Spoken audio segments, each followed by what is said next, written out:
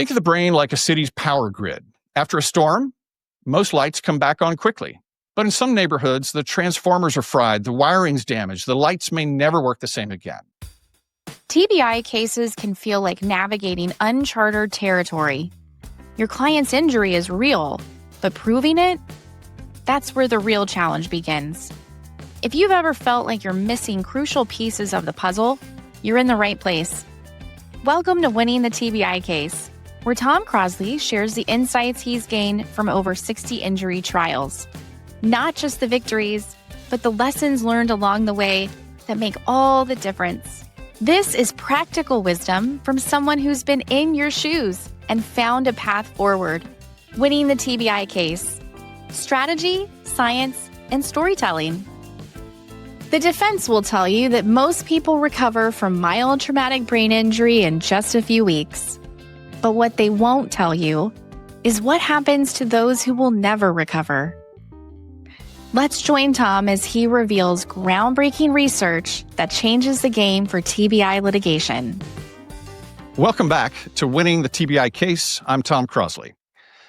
Today's focus is one of the most important truths in mild traumatic brain injury litigation. And that is this, that not everyone recovers from a mild TBI. The defense will almost always start with the well-worn line that most people recover in a few weeks, 6 weeks, maybe 12 weeks at the outset.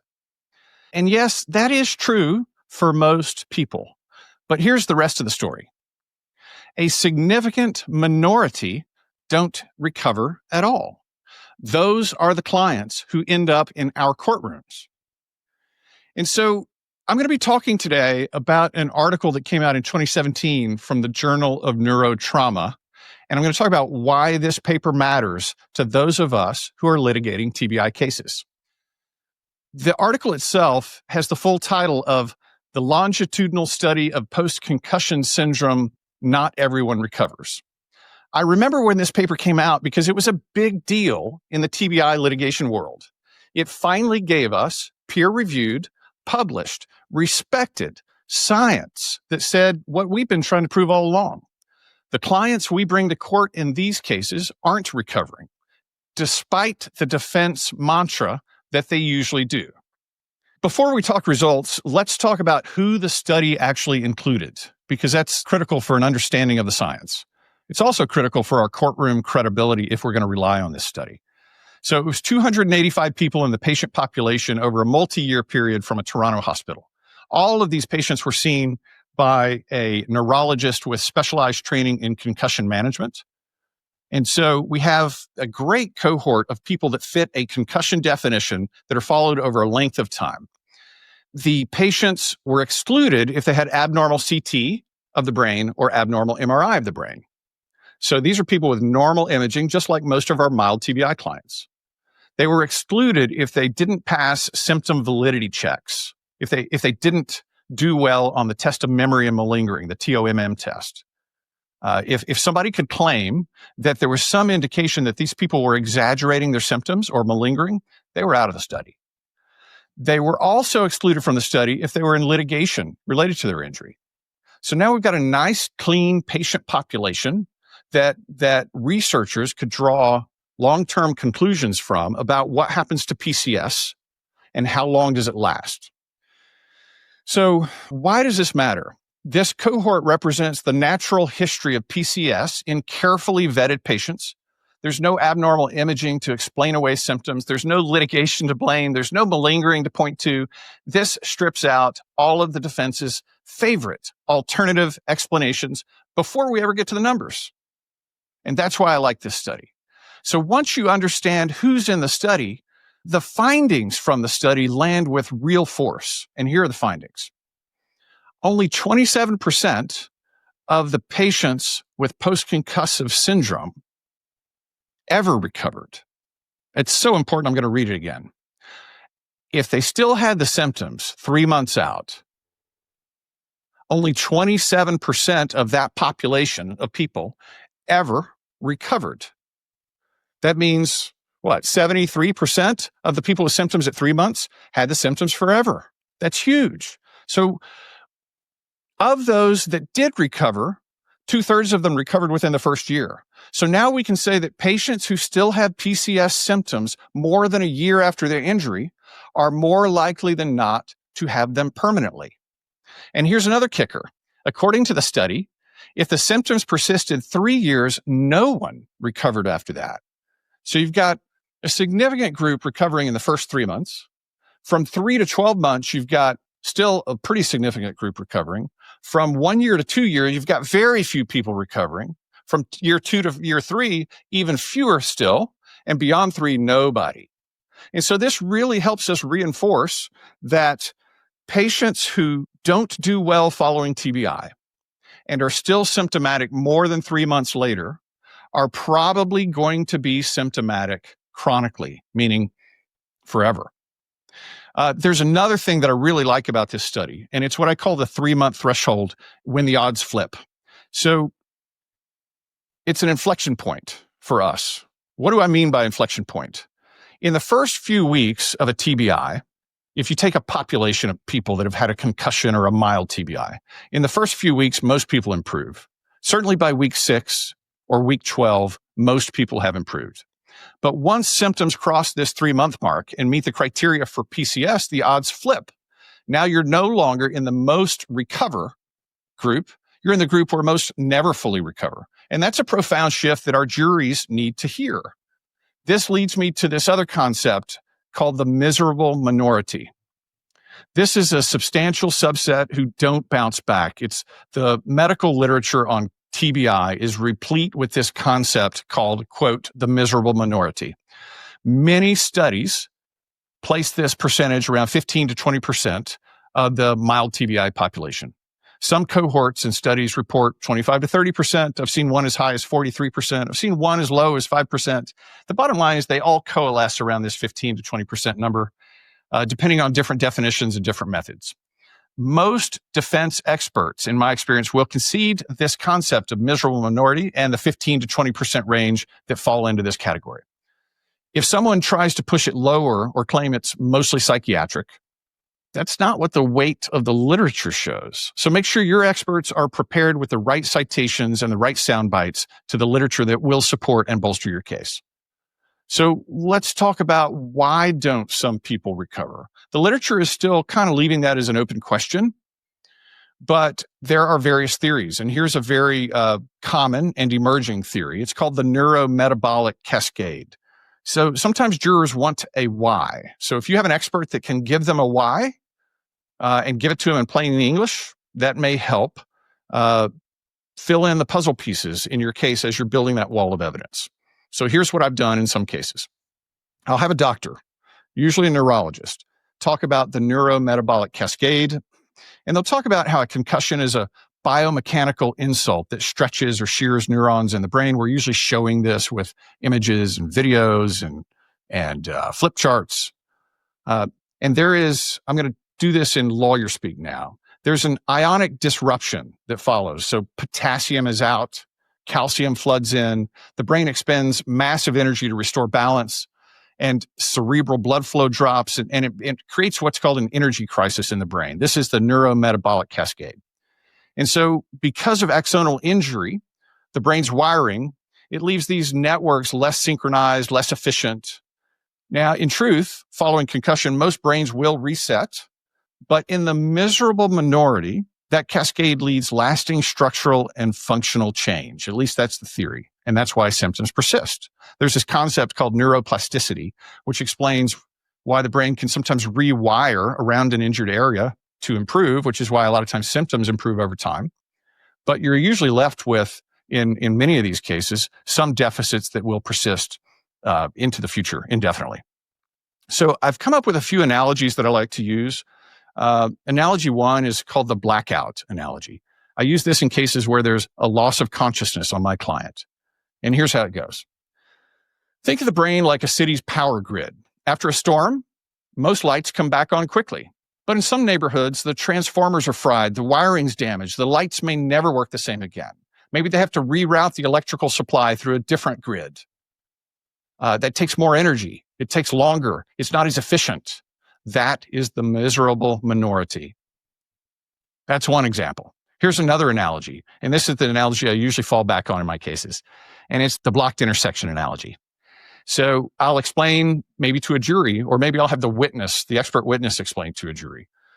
Imagine the brain is like a downtown street grid, and a concussion, imagine it's like a wreck that blocks a key intersection. Now, traffic can still go around that intersection. It can still get from point A to point B, but it's got to reroute. It's slower. It's full of detours. And the traffic burns more fuel to get from point A to point B. That's why there's slowed processing.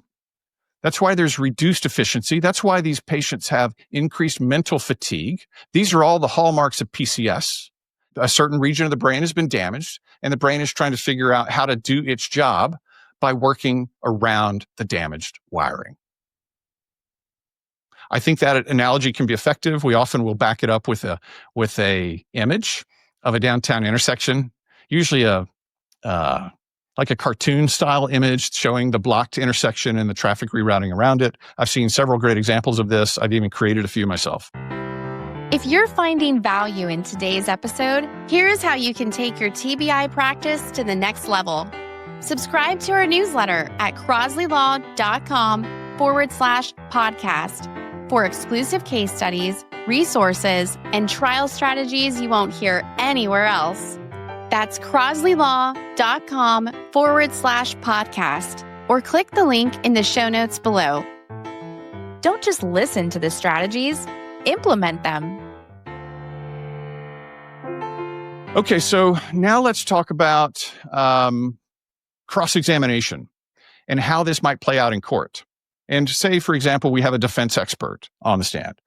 So it might go something like this.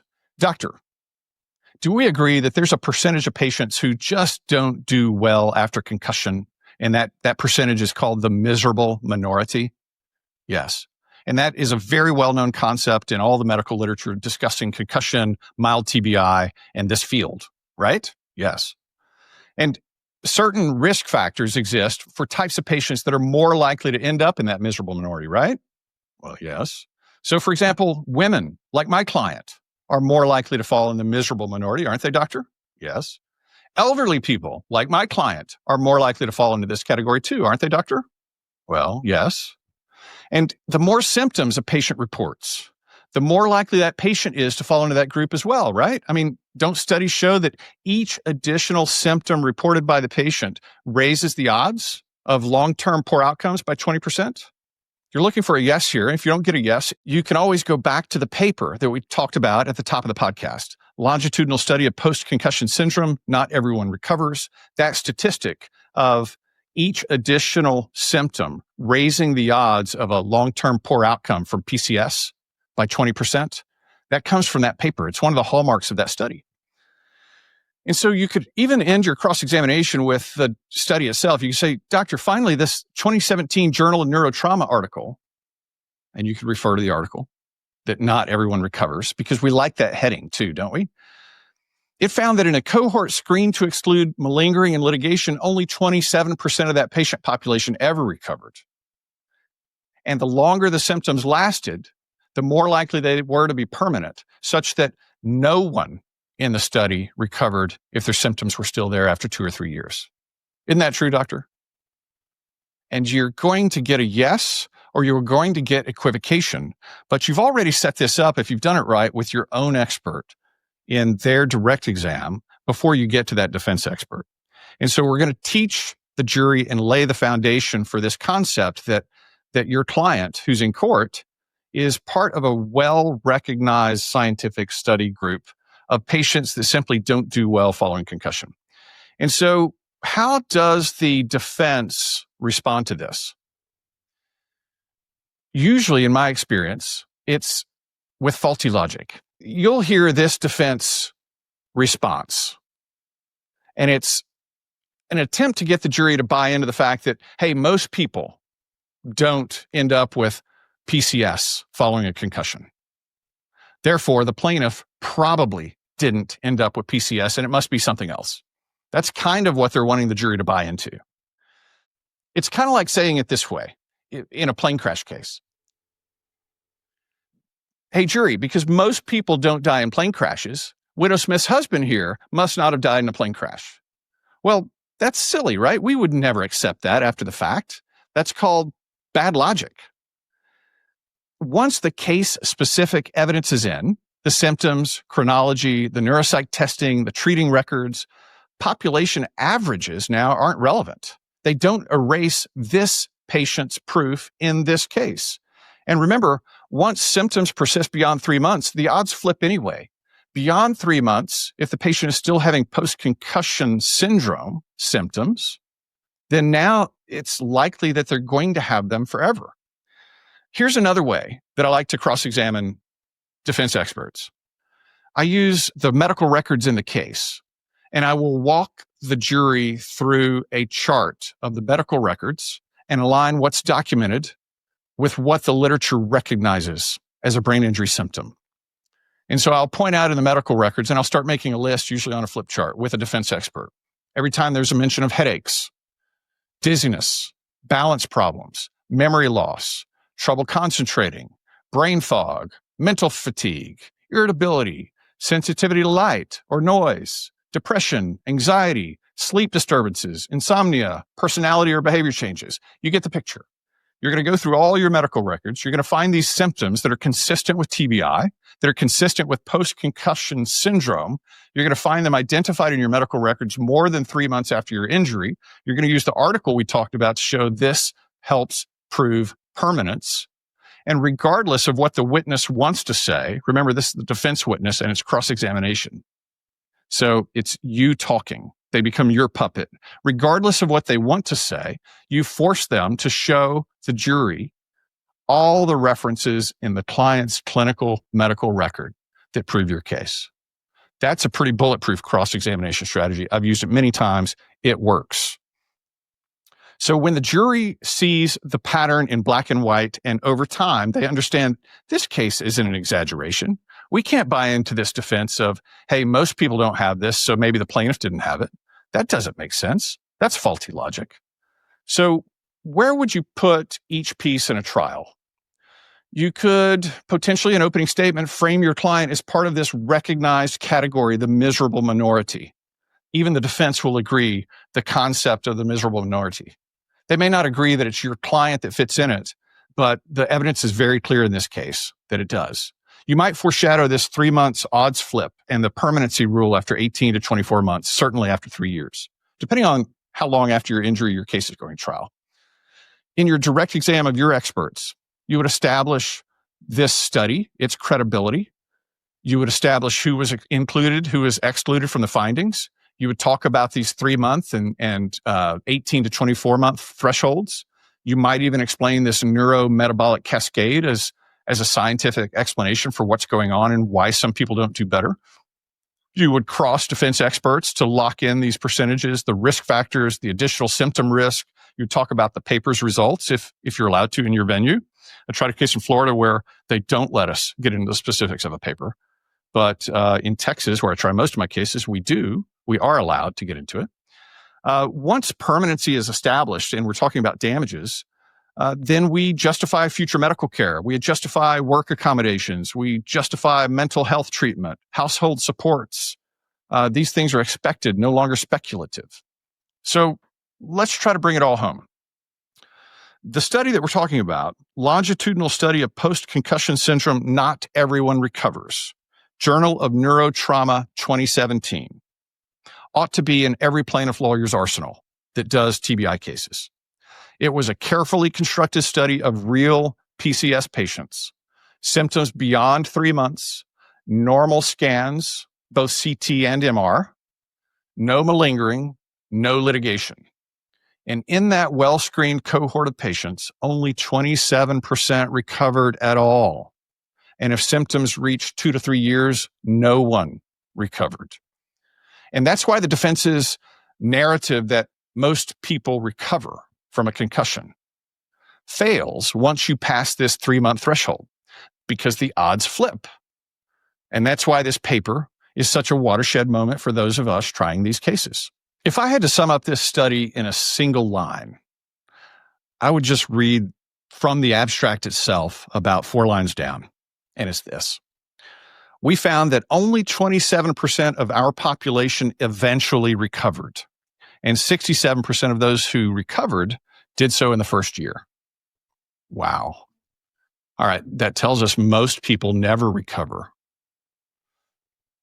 After 3 months, most people never recover. After a year, if they're still symptomatic, it's even a slimmer chance that they're going to recover. And then it goes on to say after 2 to 3 years, no one in the study recovered. But you know what else I like to use from this paper? So often, because of the rules of evidence, and these being scientific articles or learned treatises or whatever you want to call them in your state, we don't get to actually show the document to the jury. They certainly don't receive it into evidence and take it back to the jury room. But there is a figure 2 in the article. It's a table. It looks like this. And I can and have successfully been able to show only the table. I'll put it up on a big screen, and I'll have a witness on the stand, and I'll identify the symptoms reported by my client, and I'll compare them to the study participants. Remember, all these study participants, none of them were in litigation because they excluded all the people in litigation. And remember, none of them had abnormal MRI scans or abnormal CT scans because those people were excluded too. So this is your client, just like your client, but with nothing to gain, right? And so I'll show that the by far and away number one symptom that persists is headache. Number 2, difficulty concentrating. These are both around the 70% mark. Number 3, fatigue. Number 4, brain fog. And it kind of goes down, but I'll identify all the ones that my client has that are reported in my client's records. And by pointing that out and comparing it to this article, I've now been able to show that my client is just like what the scientific literature shows for people that aren't in lawsuits. This is just like what we expect from people that have a mild TBI and are still symptomatic. It's powerful stuff. So our job is to make the invisible injury visible, linking who was studied, what was found, why it matters, using real science so the jury has the story it needs to deliver justice. And that's what Winning the TBI Case is all about. I'm Tom Crosley. If today's episode helped you see your current case in a new light, share it with a colleague who's facing the same challenges in a case. Subscribe wherever you get your podcasts and join our community of trial lawyers who refuse to settle for average results. This has been Winning the TBI Case. Strategy, science, and storytelling with Tom Crosley.